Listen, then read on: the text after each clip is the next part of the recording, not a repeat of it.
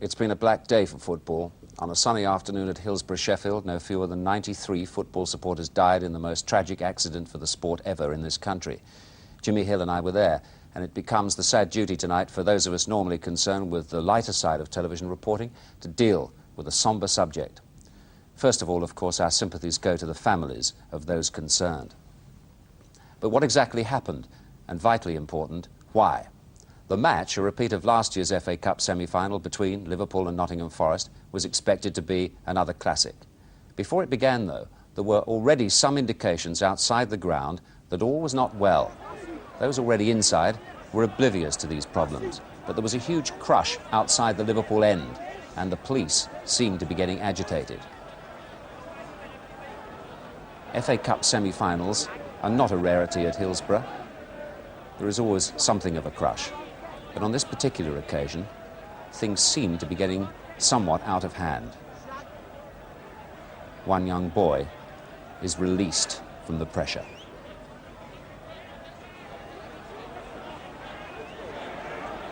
This was all happening about 20 minutes before the kick-off. And as you see, there were still thousands waiting to get into the ground. The mood was not violent, but it was tense, and the police were having some job. This is inside the ground, about 10 minutes before the kick-off, and this is the Liverpool end, and you see the crush. One or two people were already escaping from it, but the match kicked off on time.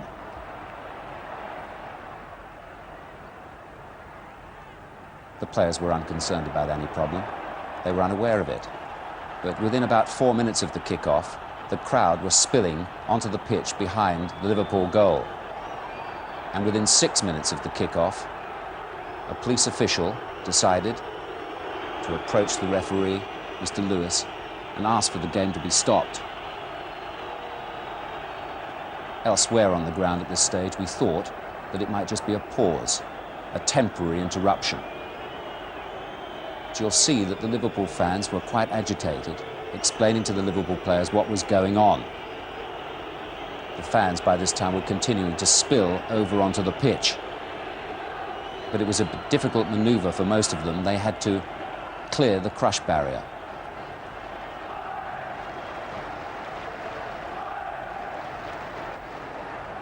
Mr. Graham Kelly, the chief executive of the FA, was there. The police didn't seem at this stage to be quite sure of what to do. There's one small gate at the front of that crush barrier which would allow fans onto the pitch. But fans who were crushed up against the barrier couldn't get to it. A gate further down was opened, and they could escape the pressure. Others escaped upwards to the seated stand above the terrace. They were helped by fellow Liverpool fans. Down at the front, meantime, the pressure was getting worse.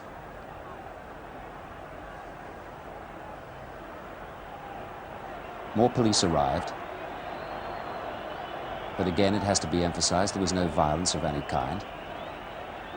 Elsewhere on the ground, there was some impatience about what was going on. Nobody realized the extent of the problem, that people were being injured and killed. Again, the fans seek refuge above.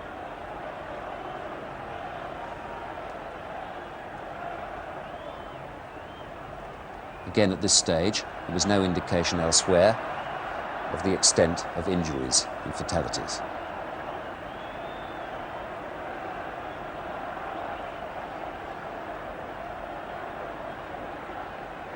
But we were now getting to the stage where clearly the match was unlikely to continue. There was nowhere for the fans who'd come on to the pitch to go.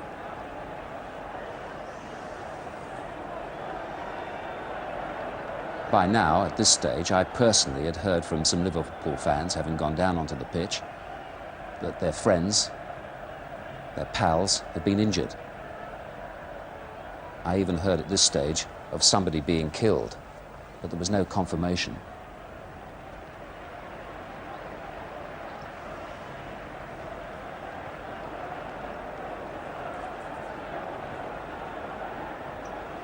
One small boy is thankfully safe.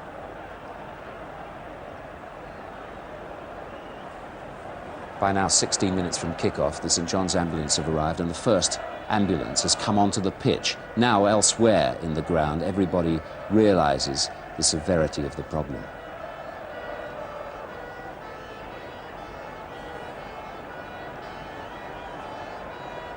Mr Peter Robinson, the chief executive of Liverpool, and Kenny Dalgleish, who experienced the Haysel disaster.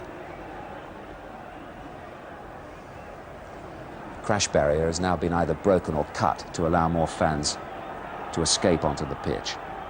More ambulances arrive.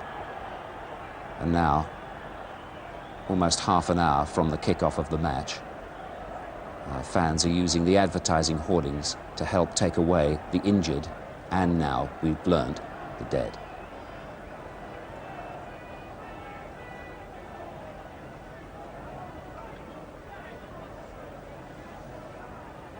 By now, the Nottingham Forest fans at the other end are subdued into total silence. They're aware that at the other end, it's not exuberance anymore, it's tragedy.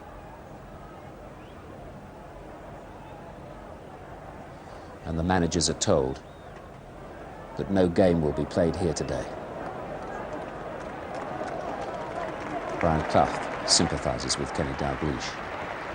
Maurice Roworth, the chairman of Forest, applauds the behaviour of the Forest fans.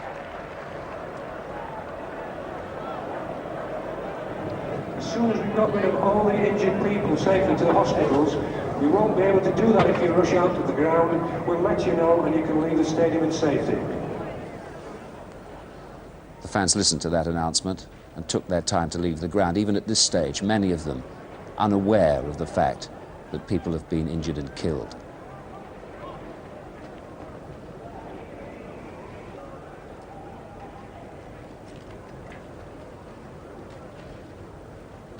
This is about 4:30 in the afternoon now.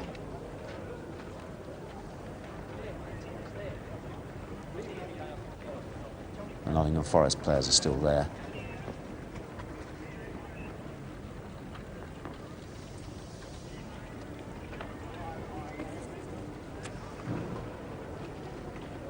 And the sad duty of collecting and taking away the belongings of the injured and dead.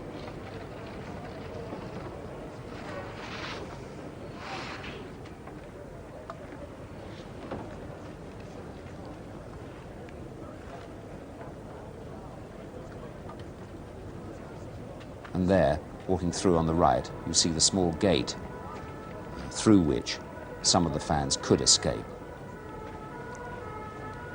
And the sad sight of the Liverpool colours tied to a smashed crush barrier. What did you see? Well, I just got them on the pitch to do what I could do is open people out on the boards from around the ground. And then just people just lying there with the jumpers they had on or the coats just wrapped down the face, left to one side, and everyone was like attending to people like sort of breathing or attending to breathe. And there was just kids and fellas just lying there blue. We're in the air, went outside, and it was just shocking. It was heaving. It was bad. It wasn't as bad as in there though. And then everyone's saying to the police there was only 2 mounted horses there, and they were doing nothing. They were just riding, riding through people, like doing nothing. They were just doing nothing at all. Did you just open the gates? So everyone's saying to the police, open them gates, and there's an official who said, don't open the gates, and I'll quote him on that. And you opened them, And they opened it, and there's about 10,000 people just rushed into that middle bit. And there was nothing down for you. There was nothing down. I was lucky. I was lucky. People got in the ground with full tickets. We should have had that. You should have had, but you haven't. And there's 5,000 people, and even more, who've got full tickets that you should have, and you haven't. Is this your worst ever experience in football? Yes, it makes you think, what are you doing in this industry? It is, it's heartbreaking to see a youngster, he could be no more than 9, get trampled, and, I understand he died. It's heartbreaking. Yes, okay. What happens now? Well, I don't know. We've had an event which happened in another in another country. Now we've had it on one of our own grounds. And I think we've got to have a rethink. Not about identity cards as such in this, but there's obviously problems. mistakes, human mistakes made over admissions. People have been showing me tickets with the counterfoils. I don't think there was any evil violence today. I think it was a natural disaster. I believe that what has happened today has done sport in general a great disservice, speaking generally, but in particular, I believe that it has put back our return into Europe, as far as football is concerned, many years. I am horrified and disgusted. But at the same time, I must emphasize the fact that I did not see any evidence of bad behavior on the part of Liverpool supporters. Indeed, I saw the reverse. I saw a tremendous amount of enthusiasm before the game. In fact, outside the ground, I was very impressed. There was no sign of any trouble, nor was there inside the ground until the invasion took place. And people were pushed to the front because I think the gates were opened at the back. By whom, I don't know. The shock of it all has been mounting ever since. 93 deaths, more than 200 injured. The worst disaster ever in British sport. By 7 o'clock this evening, the South Yorkshire Police had arranged a press conference. The Chief Constable is Mr. Peter Wright. As I understand it, there was major pressure on the turnstiles at the Leppings Lane entrance when 3,000 or 4,000 people who arrived at the ground within 5-10 minutes of the kick-off were endeavouring to gain entry. You will understand that the opening of the gate and the surge on the ground are two, as I am aware, two. And I think that it would be wrong for me to discuss the detail of it at this stage, because I might give the wrong impression, and that would be incorrect to do so. The gate was opened at police direction. I am not aware of any connection between the opening of the gate and the surge on the terrace.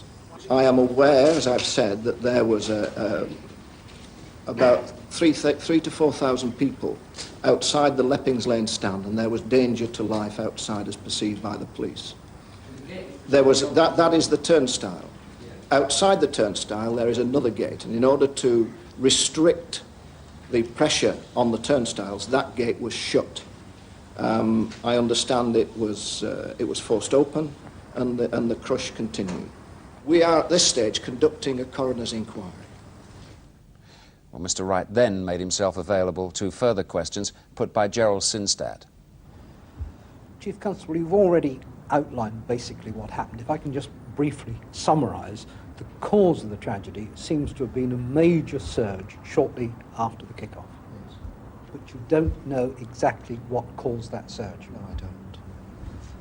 There was, you say, the arrival of a large number of people shortly before the game was due to begin. Yes. And well, when I say arrival, the position was about 10 minutes before the match. There were about 3,000 to 4,000 people seeking to get access through the Leppings Lane turnstiles. And the crush outside was very great, and the officers who were handling that particular section of the ground were concerned about the possibility of injury and fatality to people who were being crushed at the turnstile. They eased, as they could, that pressure by, first of all, closing the gates, the perimeter gates outside the turnstiles, and then allowing the crowd at the front of the turnstiles to come to the side. And a gate was opened, a concertina gate, and a number of people were admitted to the ground through the gate. some of them apparently without having their tickets checked. Well, I don't know. That has been said. I would have expected that there would have been a check on the tickets. I wouldn't have expected that people would have been, if the reason for doing it was to, because of a perceived possibility of fatality or injury, that the ticket becomes slightly less important than the objective that caused the gate to be opened. The gate was at the side. There was no surge through, in a sense that the gates were suddenly wide open. There was, as I understand it, a fairly controlled access of a relatively small number of people. Looking at it from the main stand, the central area behind the goal was very densely packed, and the two wings were fairly lightly occupied. Is there separate access to those three areas? I'm not sure. I think perhaps there are two entrances to that particular stand, the west stand. I think the Leppings Lane stand. I think there are two entrances. That they congregate behind the goals is perhaps understood. But my information, again, is that that stand was not over capacity, that there was capacity for at least another 2,000 or 3,000 people to go in.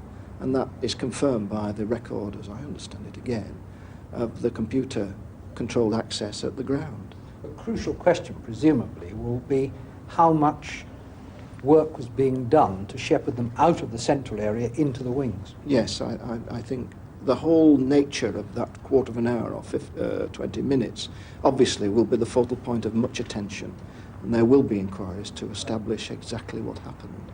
But at this stage I must emphasise that I have no information that gives a direct connection between the surge in the ground and the incident outside.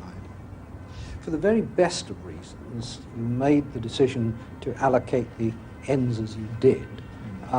There was a certain amount of criticism saying that Liverpool, as the better supported club, ought to have been at the other end. With hindsight, would you do it differently?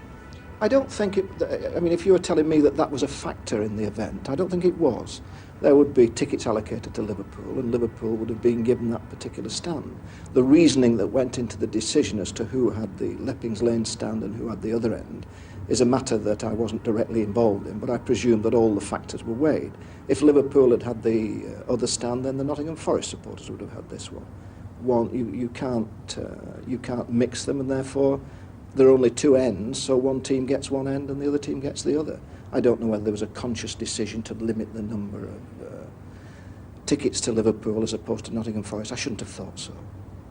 After the Bradford fire disaster, I thought it was established that there should be a facility for gates in the protective fencing to allow the public to spill onto the pitch to avoid exactly what happened today. What facility is there of that kind at Hillsborough? Hillsborough is one of the best constructed and organised grounds in the country, as far as I'm aware. Otherwise, the FA would not continually allow these major matches to take place there. All the people who are involved in the safety of sports grounds, all those who consider these factors, are quite satisfied with the situation that applies at Hillsborough. But are there gates in that fence along behind that goal? We're getting into detail now. I think there must be, but for me to enter into detail about the number of gates and the availability of them might be misleading, and I wouldn't wish to do that.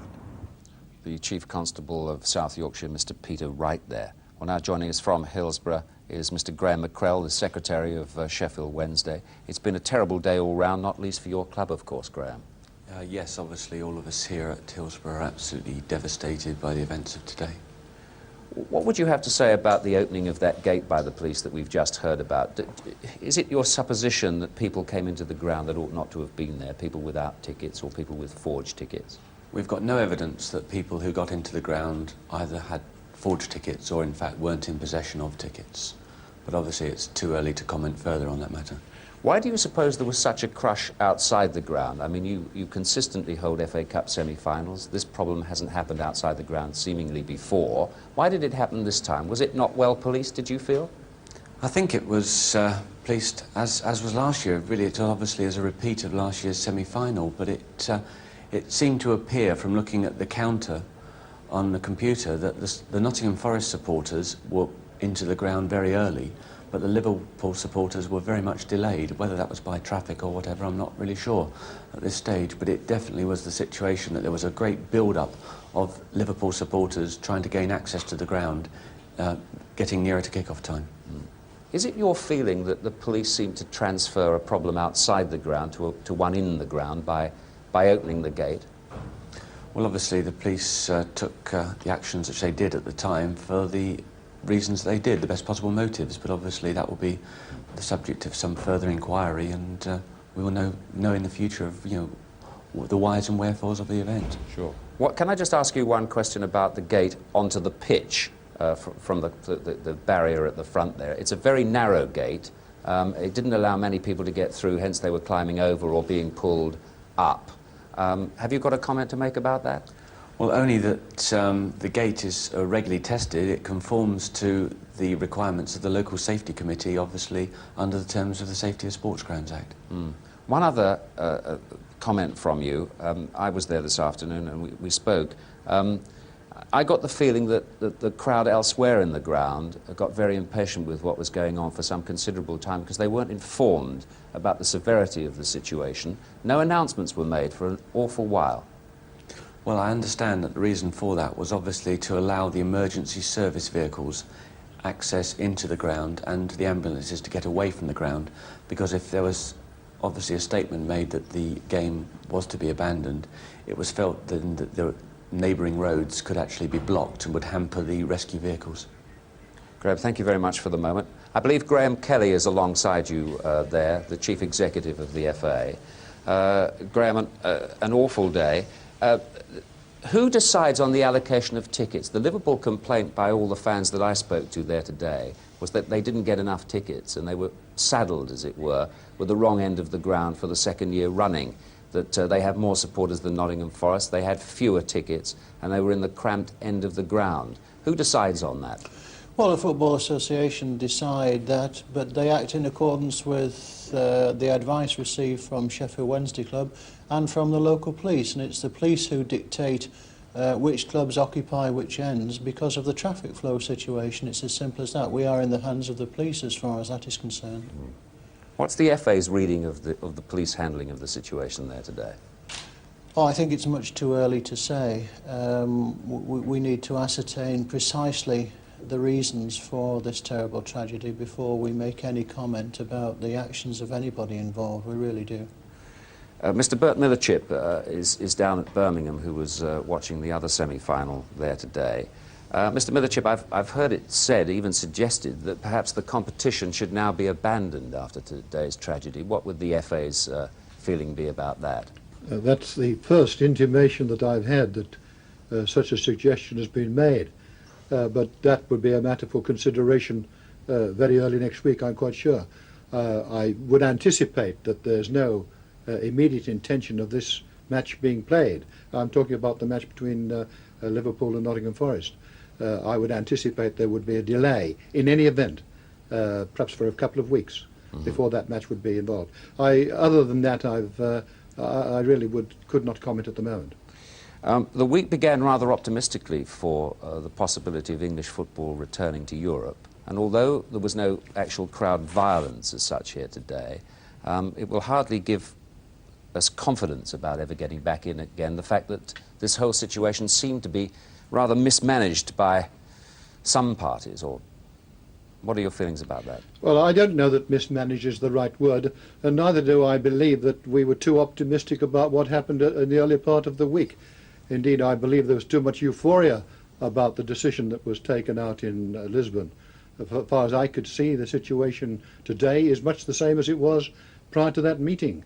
But so far as today is concerned, I can only say that I looked and heard on television only in the last 2 hours with utter dismay and almost belief, shock and horror, and it really is another nail in the coffin into the football world. There are suggestions that a match of this importance, and that's going to attract rather more people than there are tickets available for, should perhaps not be held at a ground like Hillsborough, although you've held so many semi-finals there before, that they should now be perhaps transferred to Wembley. Well, I think that's a total irrelevance for today. This was an all-ticket match, and the Nottingham Forest fans had so many tickets to get into their end of the ground, and that applied also to the Liverpool fans. I don't know what the allocation was precisely, but it was all ticket, and presumably the powers that be, who made the decision, issued enough tickets for the Liverpool fans to get in at that end. It could be suggested that a number of fans turned up at the ground without tickets. Now, I say it could be. There's been a suggestion tonight that there were some forged tickets. This is a matter for the inquiry. Can I just go back to Graham Kelly at Hillsborough just for a moment there? Graham, what about the barriers that prevent fans getting onto the pitch? Have we now got to rethink this whole situation about doing something to make them easily collapsible? They seem to be the root cause of injury and death today, that people could not escape the crush, could not easily get onto the pitch, could not find the small door, had to either climb over or be hauled up. Well, quite simply, Des, we're in the hands of the safety experts, we're in the hands of the local authorities who issue the safety certificates, we're in the hands of the people who know technically the requirements as far as keeping crowds segregated and controlled are concerned. And if the situation needs to be reassessed in the light of what happened today, then so be it. But some local authorities... Well, don't you think it needs to be reassessed? Well, I don't know. Some local authorities insist upon perimeter fencing.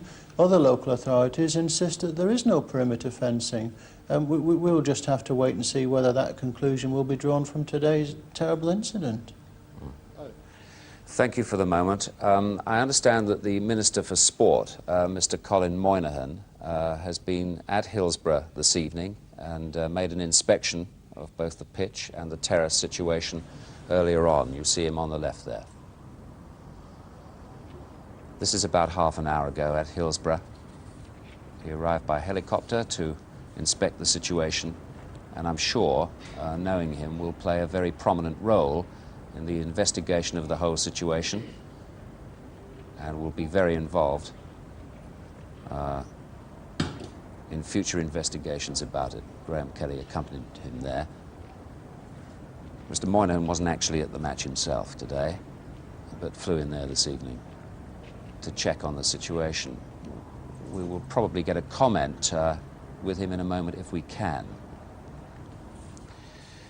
But now Jimmy Hill was alongside me at the match today and of course is as horrified like I am and like you are and everybody else is about the whole situation. The extraordinary thing there today, Jimmy, was that we sort of sat back and thought this would be a sort of temporary pause in the proceedings to begin with, didn't we? We weren't to know of the horrors to come. No idea for some time that such a disaster had occurred. Yeah, I mean, you've observed football and everything to do with it for so long.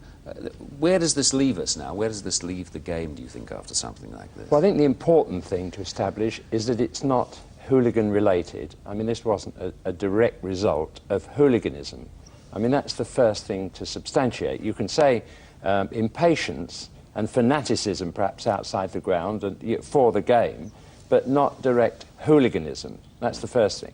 And the second thing, not that we want to do the inquiry here tonight, but it does seem logically, from where we were sitting, that at the start of the game, that end was tight, but it wasn't impossible. And all of a sudden, it appears gates were opened, and there wasn't a rush immediately, we've heard that, but the pressure must have come from somewhere on the back of that central section at that end. Yes, and that's what did the damage. Yes, it would appear, I think the police have admitted that they opened a gate to allow the fans into the ground to solve a crush that was going on outside the ground. It remains to be seen why there was such a crush that wasn't managed or didn't appear to be managed terribly well outside the ground, whereas in previous years that crush outside has been managed. One point I did pick up today, which we both did, was that there was no public address control, really.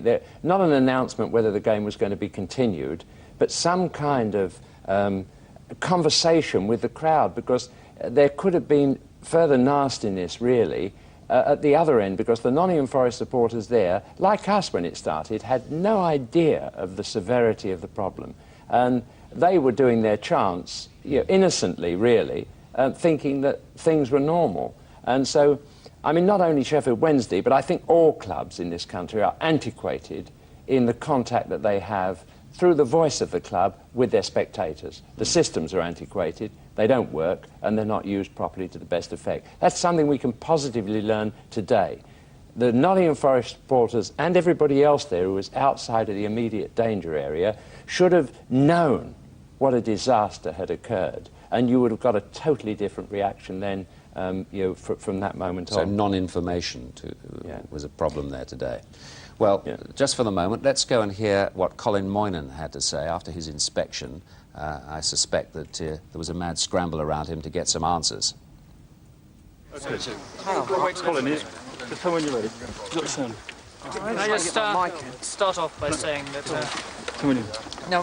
our hearts and minds go out to all the families and friends of the dead and the injured. It's an appalling tragedy.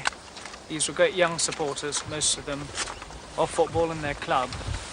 It was good to see the way in which so many of their friends, other supporters, went to their assistance, and the effectiveness of the special police services and the ambulance services who went to their aid. But tonight, everybody in the country must be feeling very deeply and grieving the loss. Indeed, the whole world of sport, both here and internationally, must be grieving the appalling loss of life here of young people who should indeed be still alive and who've been so tragically killed today. Colin, can I ask you, do you have an explanation yet for how it happened? No. Of course, at such an early stage, there's a great deal of detail to be considered. Tonight I just wanted to come up here particularly to be with those friends and relatives who've come across in order to offer them the sympathy and the support that everybody in this country will wish to offer them.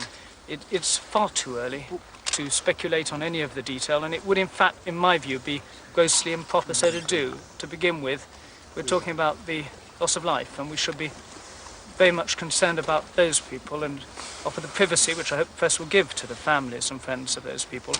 And then, in due course, we must obviously start studying in detail the reasons behind this to make sure it never happens. Mr. Moynihan, looking at the Colin Moynihan at Hillsborough just a few moments ago. Jimmy, do you have a final comment on this tragic day? We're a funny old nation. In the early 80s at Coventry City, we created an all-seater stadium, right, where something like this couldn't have happened. And the local paper, campaigned with the public to say they wanted to stand up at football matches. I wondered whether those who were there today would want to stand up again in the future. The best thing we can do for the memory of those who've died today is to change the face of our soccer stadia in this country and build a monument to them that's decent and clean and where that kind of thing can't happen. Thank you, Jimmy. Well, this was to have been a sports programme. You will understand that on a day of such momentous tragedy, it would be inappropriate to show football action. Everton, of course, beat Norwich 1-0 in the other semi-final. From us, good night.